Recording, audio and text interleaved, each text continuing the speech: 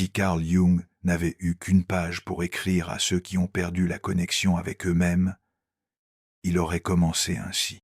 Vous n'êtes pas perdu, vous avez simplement oublié comment écouter votre propre âme. Mais écouter l'âme, parfois, c'est ce qu'il y a de plus effrayant au monde, parce que l'âme ne ment pas, et vous avez passé tant de temps à fuir la vérité que maintenant vous avez peur de ce que vous allez découvrir quand vous vous arrêterez enfin pour l'entendre. Ce n'est pas une vidéo pour vous convaincre d'abandonner la logique. C'est une invitation à cesser de traiter votre âme comme un ennemi dangereux et à commencer enfin à écouter ce qu'elle a à vous dire. Alors regardez jusqu'au bout si une partie de vous se souvient encore de l'époque où les décisions venaient d'un lieu plus profond, plus vrai, plus vôtre.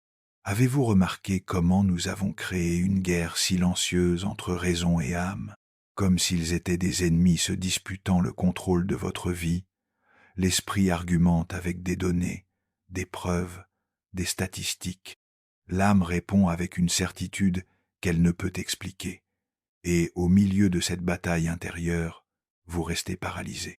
Choisissez la raison, et vous sentez que quelque chose meurt un peu. Choisissez l'âme, et l'esprit crie que vous êtes irresponsable, naïf, dangereux. Mais cette division est artificielle. Elle n'est pas née en vous. Elle vous a été enseignée.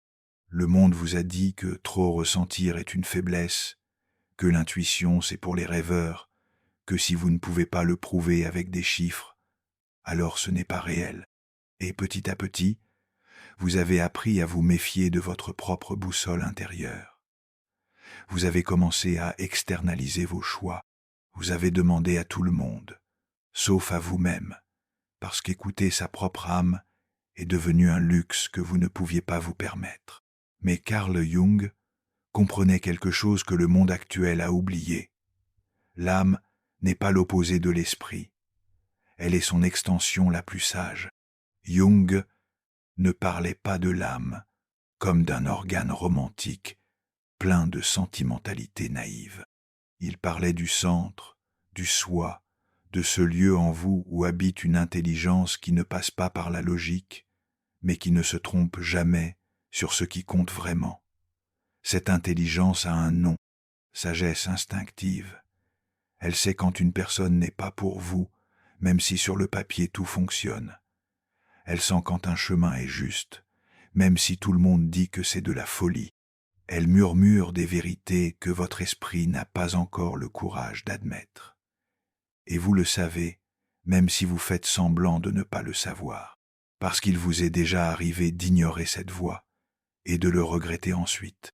Il vous est déjà arrivé de suivre ce qui semblait logique et de découvrir que la logique sans âme n'est qu'une prison bien organisée. Peut-être est-il temps de faire la paix avec cette sagesse que vous portez, mais que vous avez appris à rejeter comme si c'était un défaut. Parce que ce n'est pas un défaut, c'est votre plus beau cadeau. Il y a un moment dans la vie où vous réalisez que vous ne vivez pas. Vous fonctionnez. Se réveiller, travailler, résoudre des problèmes, dormir, répéter. Et au milieu de cette routine parfaitement organisée, quelque chose en vous s'évanouit lentement. Pas avec du drame, pas avec des larmes, mais avec une tristesse silencieuse dont vous ne savez plus d'où elle vient. C'est la tristesse de celui qui s'est éloigné de son propre centre, de celui qui a passé tant de temps à répondre aux demandes extérieures qu'il a oublié comment parler à sa propre âme. Vous êtes devenu efficace, mais vous vous êtes perdu en chemin, quand vous vivez la vie qui convient aux autres, mais qui ne vous convient pas, quand vos choix sont toujours basés sur ce qui est attendu, jamais sur ce qui est désiré. L'âme, dans ce contexte, n'est pas un organe qui bat, c'est une façon d'être au monde. C'est ce lieu en vous qui sait, sans avoir besoin d'expliquer, ce qui vous fait vous sentir vivant, ce qui vous fait vous sentir vous. Mais ce lieu a été enseveli sous des couches d'adaptation, de peur, de besoin d'approbation. Vous avez appris à avoir honte de ce que vous vouliez vraiment, à croire que vos rêves étaient trop petits, trop grands, trop irréels. Et vous vous êtes façonné, ajusté, trahi peu à peu, toujours au nom de quelque chose de plus grand, sécurité, responsabilité, maturité. Seulement à un moment donné, cette sécurité est devenue suffocation, cette responsabilité est devenue un poids mort, et cette maturité est devenue une version de vous qui fonctionne bien, mais qui ne vous reconnaît pas dans le miroir. C'est pourquoi, même en ayant tout organisé, vous vous sentez vide, parce que tout dans votre vie a du sens, sauf vous dedans, et l'âme essaie de vous dire cela. Elle bat plus fort quand quelque chose résonne avec votre vérité. Elle se contracte quand vous vous en éloignez. Elle murmure des chemins que votre esprit rejette, mais que votre âme reconnaît comme chez elle. Vous n'êtes pas malade, vous n'avez pas tort, vous êtes simplement désaligné. Et il y a une différence entre être brisé et être déconnecté de soi-même. La culture moderne a créé une croyance dangereuse que l'écoute de l'âme est l'affaire des gens immatures, romantiques, irresponsables, comme si suivre votre intuition était un caprice adolescent que vous devez surmonter pour devenir un adulte sérieux. Mais Jung pensait exactement le contraire. Pour lui, la vraie maturité commençait quand vous cessiez de vivre de manière réactive et commenciez à vivre de manière créative. Et la créativité, dans le sens le plus profond, c'est la capacité de générer votre propre existence à partir de ce qui est authentique en vous, pas de ce qui a marché pour les autres, pas de ce qui est à la mode, mais de ce qui pulse en vous comme une vérité non négociable. L'âme, en ce sens, n'est pas impulsive, elle est sage, elle porte des informations que votre esprit conscient n'a pas encore traitées. Elle sent les motifs, perçoit les nuances, détecte les mensonges que vous ne pouvez pas encore nommer. Combien de fois avez-vous su que quelque chose n'allait pas avant de pouvoir expliquer pourquoi? Combien de fois avez-vous senti qu'une personne était spéciale lors de la première rencontre, même si cela n'avait aucun sens logique? Combien de fois votre corps s'est-il contracté face à une opportunité qui, sur le papier, était parfaite? C'est l'âme qui parle, et elle parle toujours.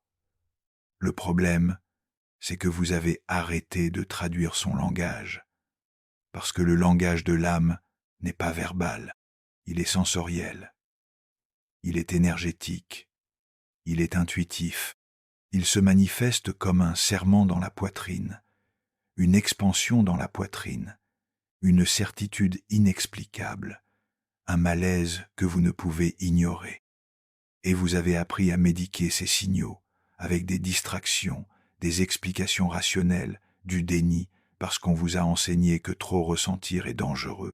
Mais le vrai danger n'est pas de trop ressentir, il est de ressentir trop peu, de se déconnecter tant de sa propre boussole intérieure qu'on navigue dans la vie sans direction, suivant des cartes que d'autres ont dessinées pour des destinations qui ne sont pas les vôtres. Jung disait que la plus grande souffrance humaine n'est pas la douleur en soi, mais la sensation de vivre une vie qui n'est pas la vôtre. Et cette sensation grandit en silence, comme une ombre, jusqu'au jour où vous vous réveillez et ne vous reconnaissez plus. Il y a une différence brutale entre prendre des décisions avec l'âme et prendre des décisions pour l'âme. Décider avec l'âme, c'est inclure votre sagesse instinctive dans le processus. C'est écouter ce que ressent votre corps, ce que dit votre énergie, ce que murmure votre âme, mais sans abandonner la raison. C'est un partenariat, un dialogue, un équilibre. Décider pour l'âme, en revanche, c'est être enlevé par l'émotion, c'est réagir sans réfléchir, c'est se laisser emporter par l'impulsion sans considérer les conséquences. Jung ne défendait pas cela. Il défendait l'intégration, la capacité d'honorer à la fois votre esprit et votre âme, sans que l'un annule l'autre. Parce que, quand vous supprimez l'âme de l'équation, vos décisions deviennent froides calculé, mais vide de vie.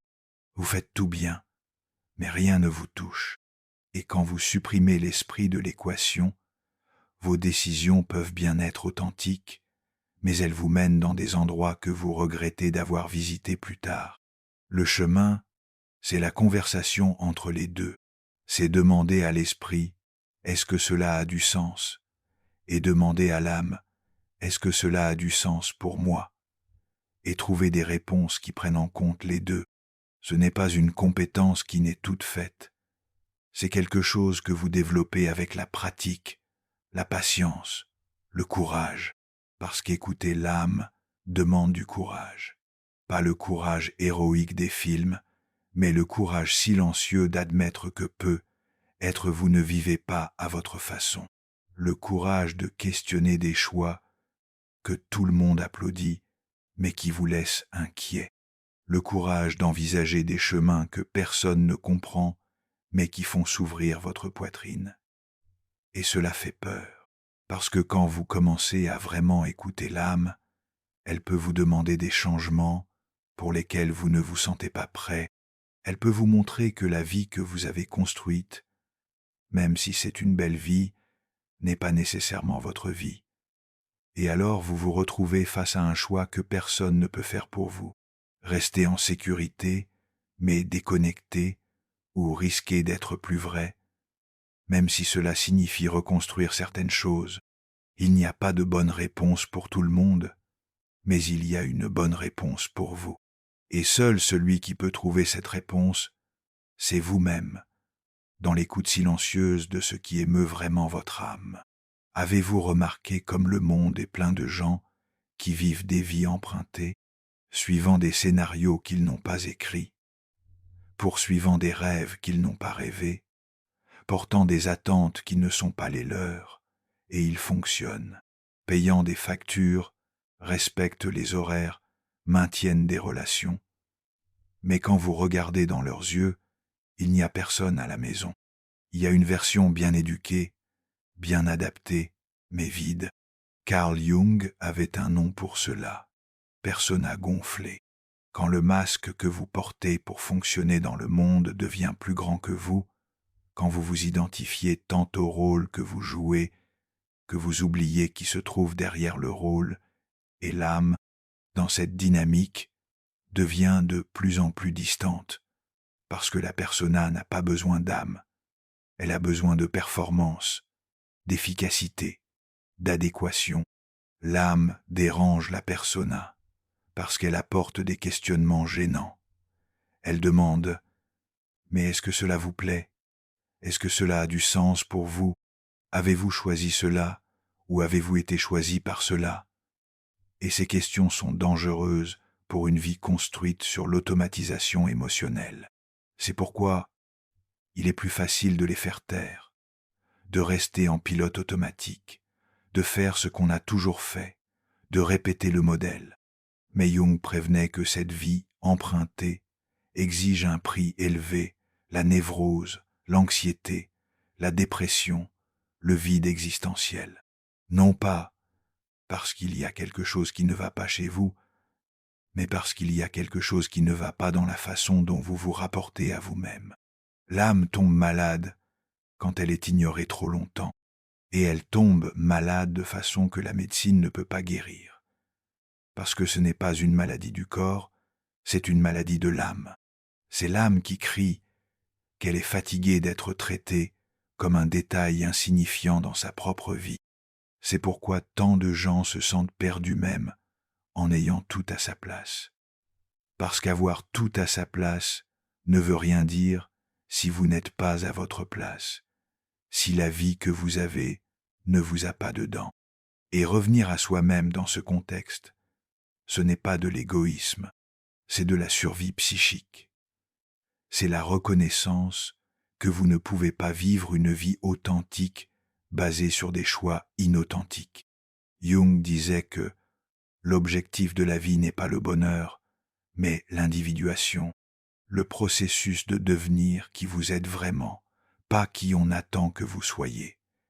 Et ce processus, inévitablement, passe par l'écoute de l'âme, parce que c'est dans l'âme qu'habite votre vérité la plus intime, celle que personne ne peut définir pour vous. L'éducation émotionnelle que nous avons reçue était, en grande partie, une éducation à la méfiance. Méfiez-vous de ce que vous ressentez. Questionnez vos émotions. Ne vous laissez pas emporter par l'impulsion. Et cela avait sa fonction. Cela nous a protégés des décisions précipitées, des relations toxiques, des choix qui pouvaient nous blesser. Mais comme toute protection, quand elle est poussée à l'extrême, elle devient prison.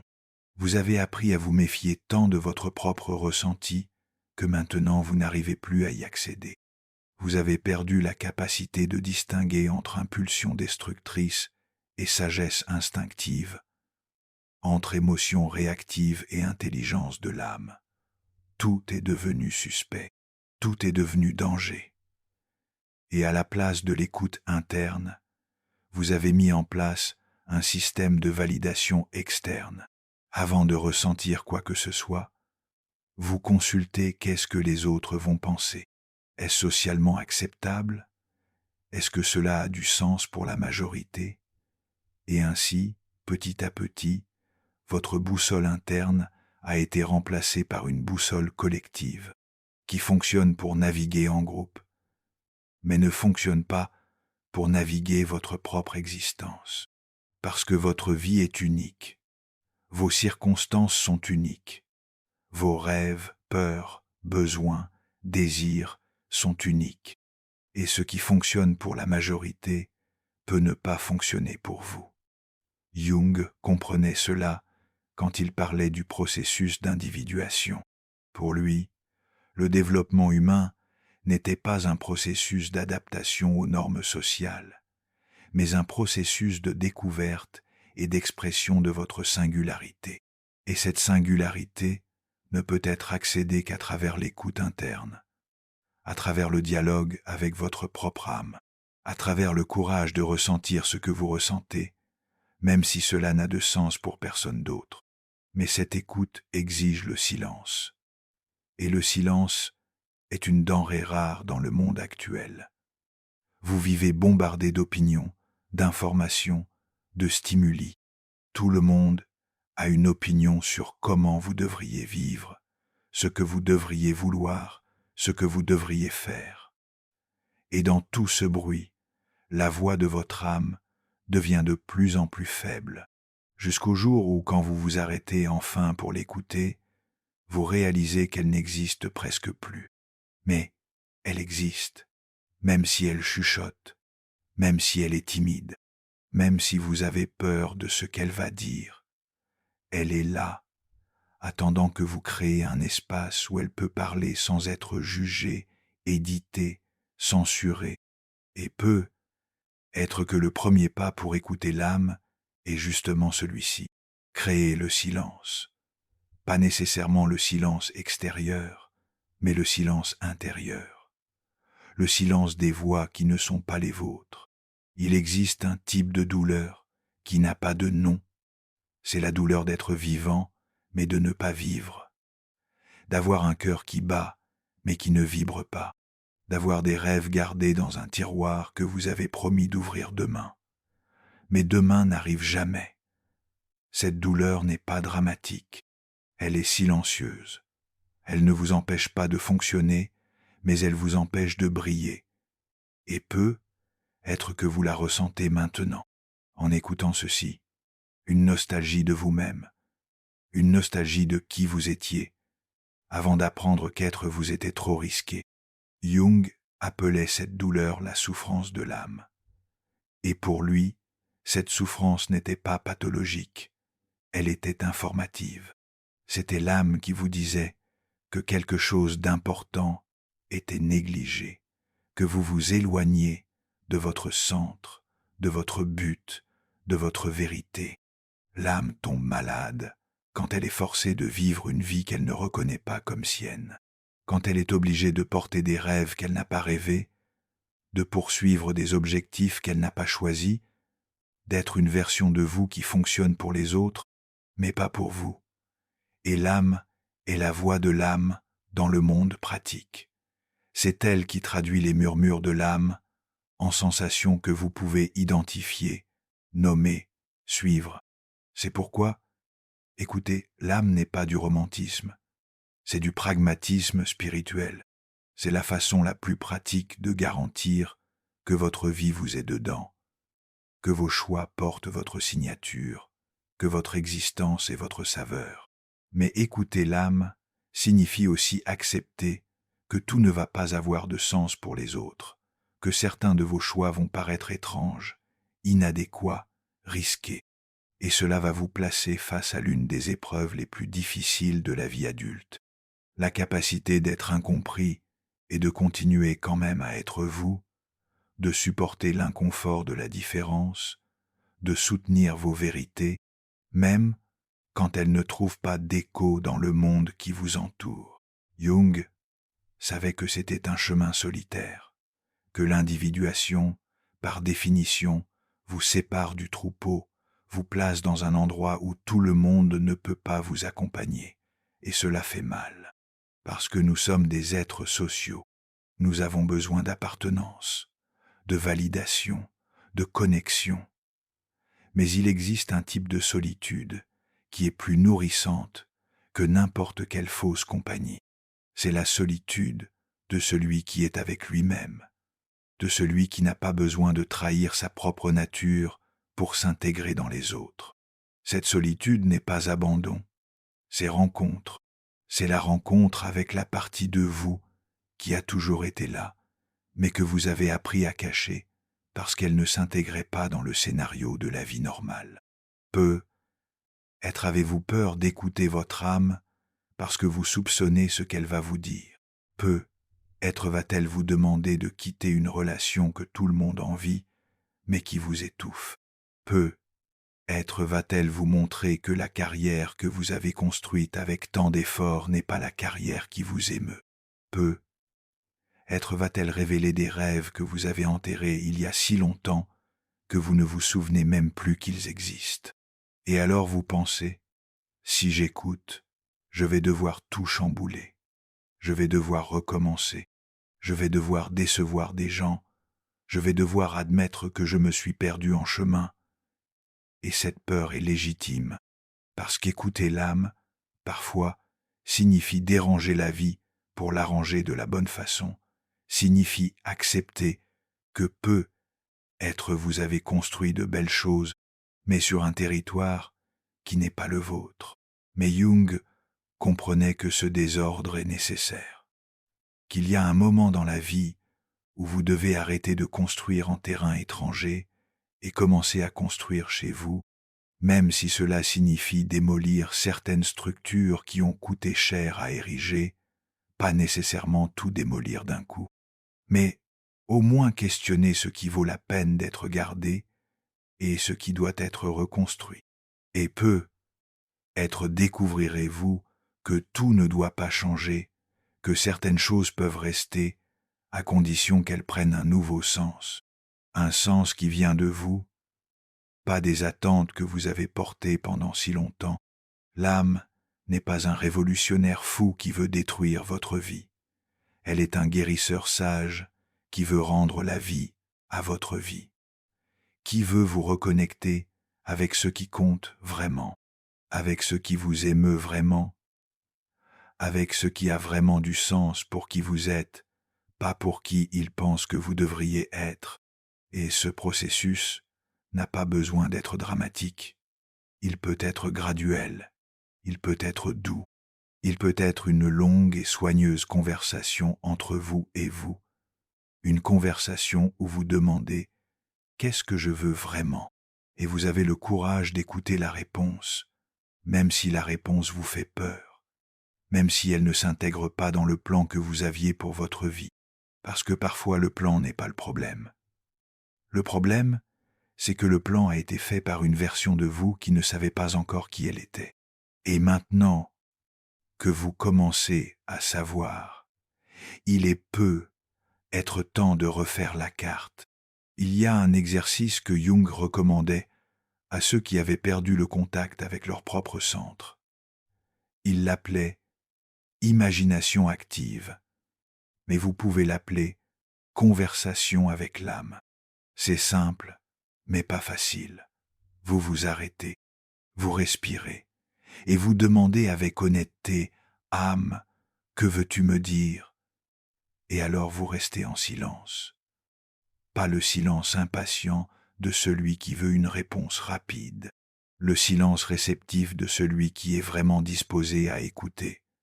Au début, peut-être n'entendrez-vous rien, ou n'entendrez-vous que le bruit de l'esprit essayant d'interférer, d'analyser, de contrôler. C'est normal. Vous avez passé tant de temps à ignorer cette voix qu'elle peut être timide, méfiante, hésitante. Mais si vous persistez, si vous continuez à demander avec douceur, avec patience, avec véritable intérêt, quelque chose va commencer à émerger. Une sensation, une image, un mot, un sentiment que vous ne pouvez pas expliquer, mais que vous reconnaissez comme vrai.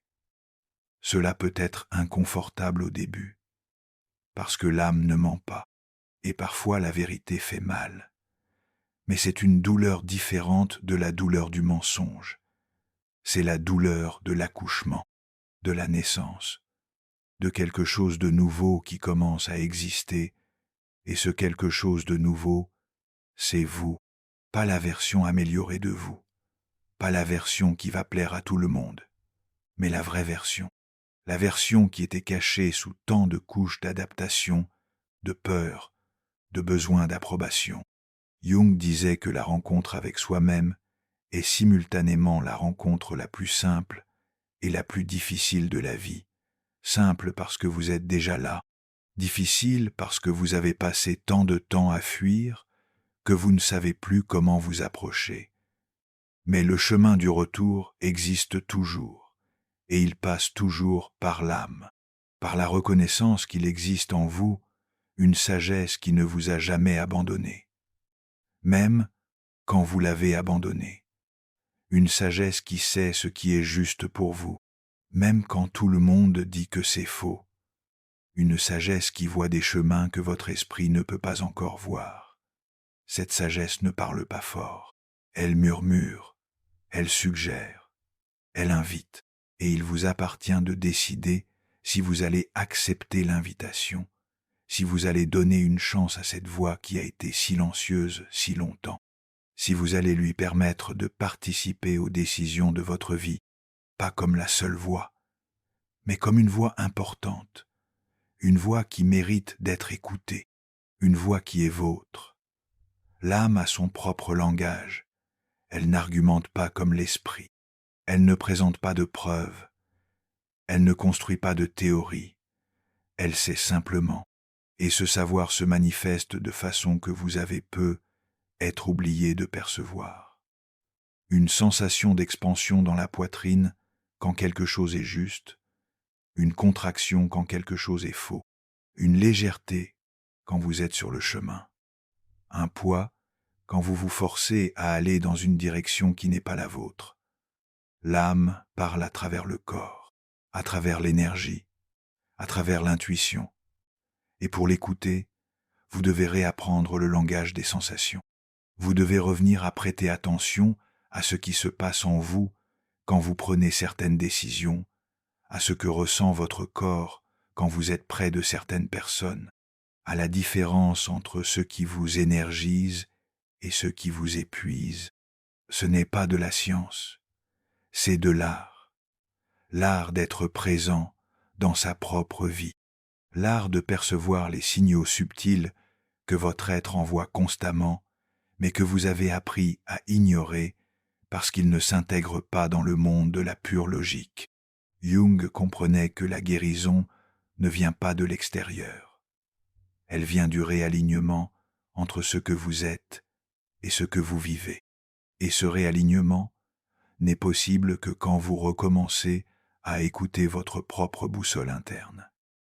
Quand vous arrêtez d'externaliser vos décisions et assumez la responsabilité de choisir à partir de votre centre.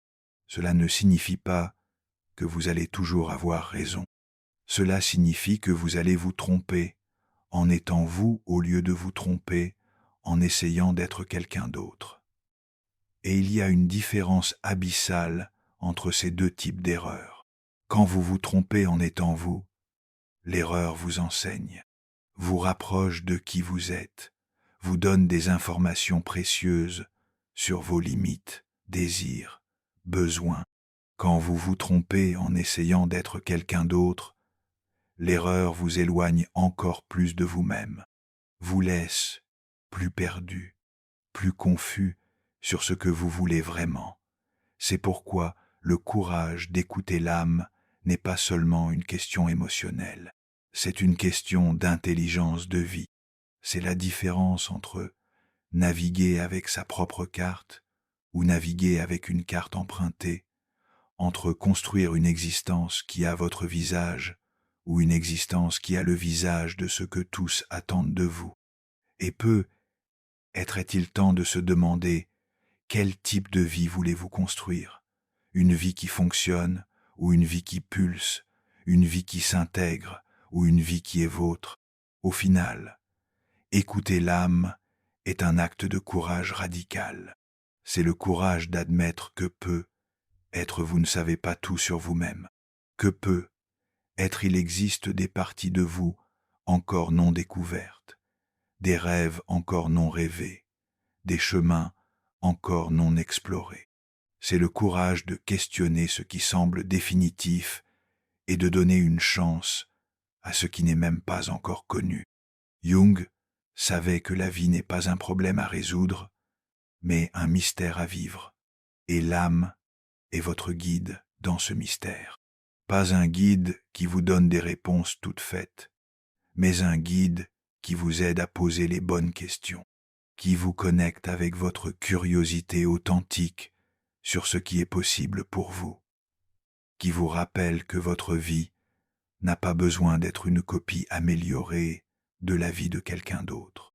Elle peut être une création originale, une œuvre d'art unique que vous seul pouvez peindre. Mais, pour cela, vous devez arrêter de peindre selon les numéros et commencer à peindre avec l'âme. Vous devez faire confiance au fait qu'il existe en vous une sagesse qui connaît des couleurs que votre esprit n'a pas encore appris à nommer. Vous devez accepter que le processus de création de sa propre vie est désordonné, incertain, effrayant. Mais c'est aussi la plus belle chose que vous puissiez faire pour vous-même et pour le monde. Parce que quand vous vivez à partir de votre centre, vous ne vous libérez pas seulement. Vous libérez tous ceux qui vous entourent de la pression de vivre des vies empruntées. Vous devenez un exemple vivant qu'il est possible d'être authentique sans être destructeur, vrai sans être irresponsable. Vous devenez la preuve qu'écouter l'âme n'est pas un luxe pour les gens privilégiés. C'est un droit de tout être humain qui s'est lassé de vivre comme s'il était quelqu'un d'autre. Et est-ce exactement ce dont le monde a besoin maintenant? Moins de gens fonctionnels et plus de gens vivants. Moins d'automatisation et plus d'authenticité. Moins de peur du différent et plus de courage d'être unique. L'âme qui bat dans votre poitrine porte non seulement votre vie, mais votre contribution au monde.